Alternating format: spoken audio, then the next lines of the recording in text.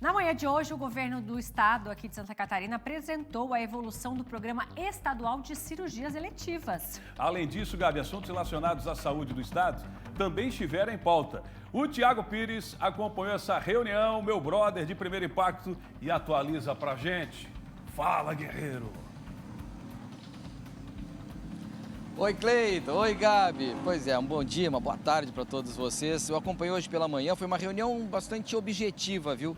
A intenção principal é transparência na questão desse programa das cirurgias eletivas, mas se aproveitou para falar sobre dengue, influenza e tudo mais. Olha, na pauta estava também a baixa cobertura vacinal da influenza, com 51,99% apenas dos catarinenses. Os novos leitos de UTI, que chegaram a 170, vão chegar a 170 nos próximos dias, com mais 53, além, é claro, do enfrentamento da emergência, da estrutura de alguns hospitais que nós mesmos trouxemos aqui na programação do SBT. Aquele caos que estava em risco estrutural e tudo mais, o que estava sendo feito, o que já foi feito, foi colocado nesta reunião. Mas o principal era a questão das cirurgias eletivas. 73 mil cirurgias, Cleiton, Gabi, já foram realizadas, viu?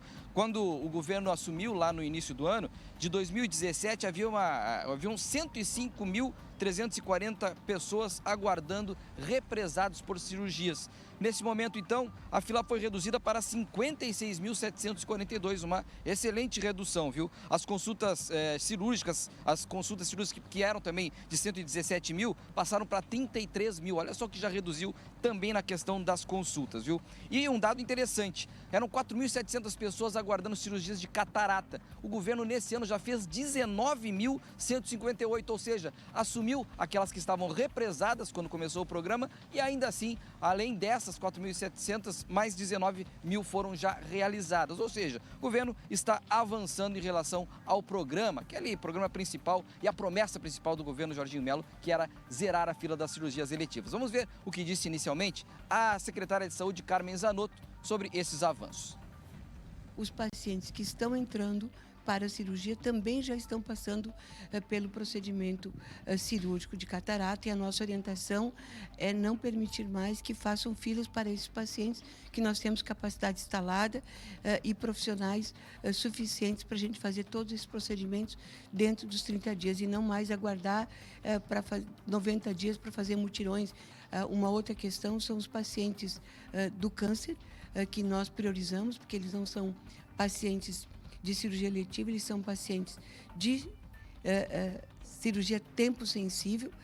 Os pacientes que não foram operados, que estavam na fila até 31 de janeiro de 2023, são pacientes que não estavam em condições clínicas para serem operados, ou estavam, inclusive, inseridos numa fila que não é uma fila para o cumprimento da lei dos 60 dias, que é uma reconstrução mamária. Os que não foram operados é porque não tinham condições clínicas até o momento, e os que já estão tendo condições clínicas estão agendados.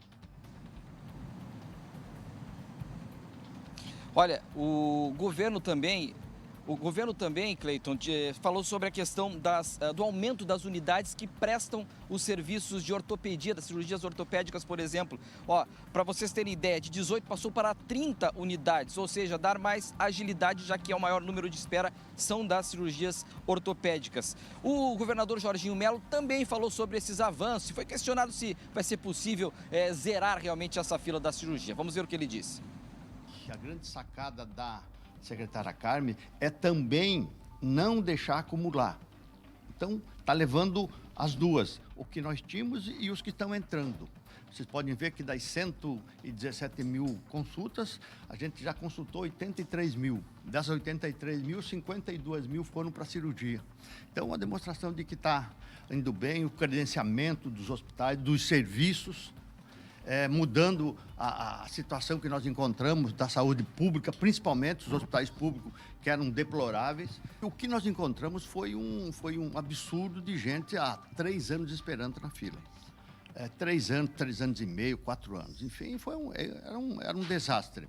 O que foi feito? Nós já diminuímos mais de 65% de todas elas. E se não fosse atender as novas, se deixasse acumular como era antes, a gente tinha zerado tudo. Mas a gente olhou para os que estavam entrando, porque doença não pode esperar. Então, trabalhando dos dois lados. Então, o balanço é extremamente positivo. Eu não tenho dúvida em afirmar que o que foi feito até agora é uma demonstração de zelo e dedicação da secretária Carmen com o seu time.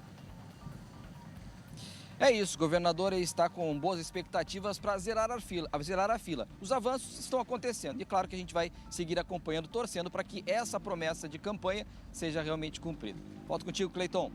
Valeu, obrigado, Tiago Pires. Era a promessa do governador, né, o Roberto Azevedo? Do candidato Jorginho Melo zerar a fila, e outro assunto que ele debatia também e trazer a questão da faculdade, da universidade gratuita, né? Realmente está surtindo efeito? Os números aí comprovam isso, né? E ele também foi muito questionado nos primeiros dias sobre a qualidade, onde ele dizia que pegou o Estado numa situação extremamente complicada em relação à saúde. O que a gente pode avaliar? Vamos pensar no copo cheio, copo meio cheio. Copo meio cheio é o seguinte: o governador acertou, era um assunto que tinha que ser resolvido, era um absurdo pessoas esperando anos na fila, e não é desse, do governo anterior, do outro, são vários equívocos. Claro que teve uma pandemia no meio do caminho, mas, taticamente, aí vem o copo meio vazio, o governador errou em dar um prazo para zerar a fila.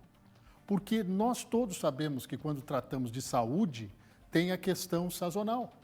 Nós temos as bronquiolites, nós temos um acréscimo de uma coisa que ninguém podia imaginar, tratando de dengue em pleno inverno. Detalhe interessante, também não acabou a Covid. Você ainda tem pessoas contaminadas. O que aconteceu? Mudando de estação, do outono para o inverno, lotaram as UTIs, as unidades de terapia intensiva. O que acontece, então? Se você vai fazer uma cirurgia, em determinados casos, mesmo sendo eletiva, você precisa da UTI para recuperação. Foi esse o erro de cálculo, mas está se cumprindo. Eu seria até muito mais cauteloso em dizer que zera até o fim do ano, porque não zera.